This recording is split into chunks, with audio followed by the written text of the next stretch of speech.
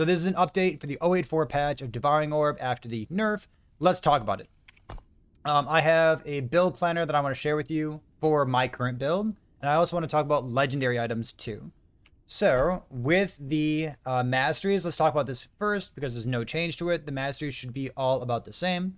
I would recommend not using a shield. I think you want as much crit as possible from the +6. If you want to use a staff, it's hard for you to get base crit in other places because Devouring Orb doesn't have any crit on it. So using a wand, stacking Vitality to get up for the base void damage of the skill seems like the way to go still. So we're not using staff, still using a wand, still using this. This is our base crit, 6. Awesome. Let's talk about some of the things that are changed. I almost want to call this a, what is this? An Abyssal Orb build. I almost don't want to call this a Devouring Orb build because there's so much more focus on Abyssal Orb and so much less focus on like Devouring Orb by itself. So what's the reason for that? In the past, this node gave more damage and it generically applied to everything, which was a bug. This node down here also generically gave more damage, and it was applying to your Abyssal Orbs as well, and it gave you like 200% more damage, which it was not supposed to do. So, the Extinction node, this used to be a 5 out of 5 in Devouring Orb. Currently, I would recommend not taking this. So, let's talk about Abyssal Orb and then things that do scale it, and then afterward I'll tell you why we're not taking this. So the build that we're playing here, we are going to basically numlock. I don't have numlock on my computer, so I'm just going to hold down Q. But we're going to hold down Q and cast Devouring Orb as often as possible. So you'll see that anytime that my Echo goes off, so I have a 40% chance that an Echo happens, it's going to add another ball rotating around my character here. So we want cooldown recovery speed. That's important for us to get as many balls, as much spam as possible. We want cooldown recovery speed, and we also want duration on Devouring Orb itself. So you're going to see those two things in here, right? We have a point up here for duration plus 50%. We have 4 out of 4 points in World Rot for some extra duration as well. It's kind of like a more multiplier if you squint at it. And then we have all 5 out of 5 points for frequency. If you build cast speed on this build, your cast speed it's a little bit wasted, but it does scale your single target damage for Smite, because that's where your single target damage comes from. Okay. Changes. We have 2 points over here. This is all damage from Devouring Orb penetrates Void Res. So not only does our Devouring Orb itself, when it rotates around, not only does that have penetration, but also the Abyssal Orbs, which is great. And then we have 4 points in duration. It helps the build feel good. And we have 4 points into Void Rift here. So Void Rifts deal more damage against rotted enemies. Void Rifts are the explosion from the Abyssal Orb. So in the past, this was a bug. It's been changed. Now it works appropriately. Any purple exploding circle that you see going off, that is a Void Rift, and that is not a bug. That's intended. So this does scale our Abyssal Orb damage. Neat. If you had more than 21 points, if you had like 23, 24 points like that, something like that, you would put 2 points into Void Fire Rift, and then swap some points down into Burning Prey. This Rotting Prey is 15% more damage per point. This point down here would be 20% more damage per point. I think this is more worthwhile. It's nice to have a diversity of more multipliers in your build, because they're all more multipliers in your build.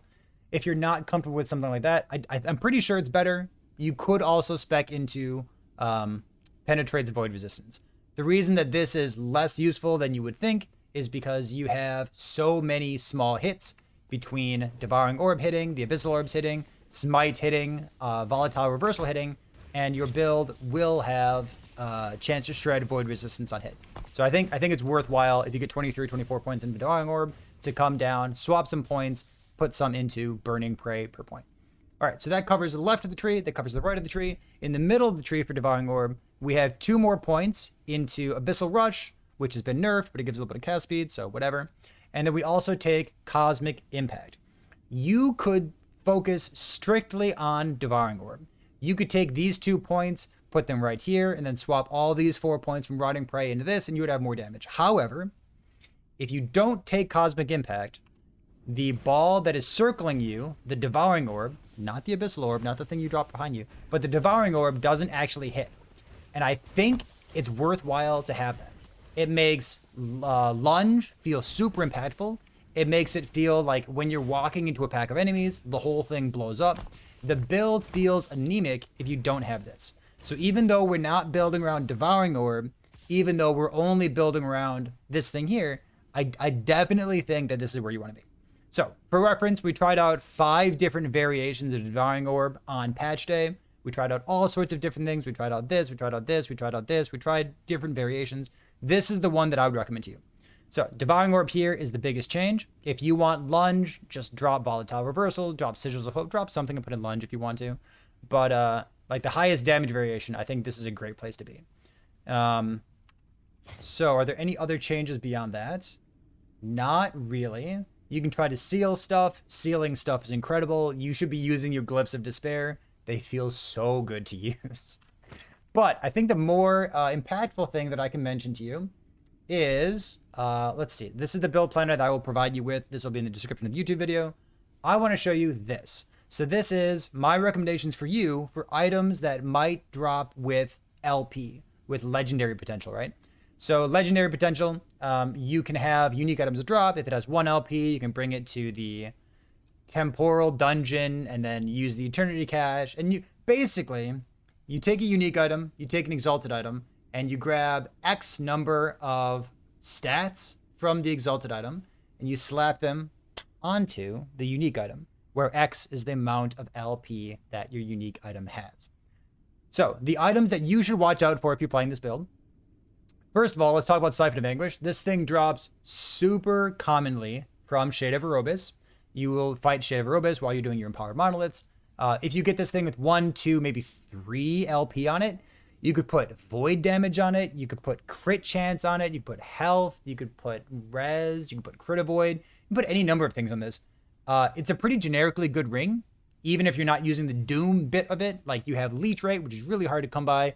Void damage leech is always good. You have a good base. It has movement speed. Like it does good things for you. And Doom also happens to be a void damage ailment that you could scale along with the rest of your build here. If you got a good Siphon of Anguish, I think it totally does belong in the Devouring Orb build here. So keep an eye out for that. The other one is Decayed Skull. I think this thing's like maybe under the radar, but listen, there's no trade economy in this game, so who cares about what the radar is? You should know about this. Decayed Skull has void damage, so 80% increased void damage on it. It also has some defense, some void and fizz taken as, void and necrotic taken as fizz. And remember that when you take things as fizz, that means your armor applies with more value. And our build, if you were paying attention in the last YouTube video, the last iteration of this, we are specifically stacking up a bunch of armor. We're taking armor nodes and sigils. It's why sigils are in the build. We're also using this thing, this Throne of Ambition. Let me move my camera. We're using Throne of Ambition because it gives us a bunch of armor. Working in this this armor against bosses means like when you're fighting a boss, you're armor capped, and it feels really, really good. So with that said, if you can get a 1, 2, maybe 3 LP Decayed Skull, and it's a low level item, so you should be able to find one of those. You could put Vitality on it. You could put Spell Damage on it, Flat Void on it. Anything that you could put onto this Decayed Skull, specifically Vitality, would be the dream. This thing is up to 150 flat armor, and then the more armor multiplier, which is just, if you get a good one, I think this thing slots into the build perfectly and would help it feel nice and tanky. So those are the updates for Devouring Orb. I've been slacking, not putting this video out because there's so many other things to talk about in the meantime. Patch came out a couple days ago. We've had the podcast going on. We have the races coming up on the weekends for the Friday stuff. If you want more information on any of that, you can either drop by the Discord or the stream, twitch.tv/ParryThePig. Come by, ask questions. It's a good place to be. So I hope that your adventures in 084 are going well, but we have some more Werebear to play because currently this build has captured all of my attention. We'll see you next time.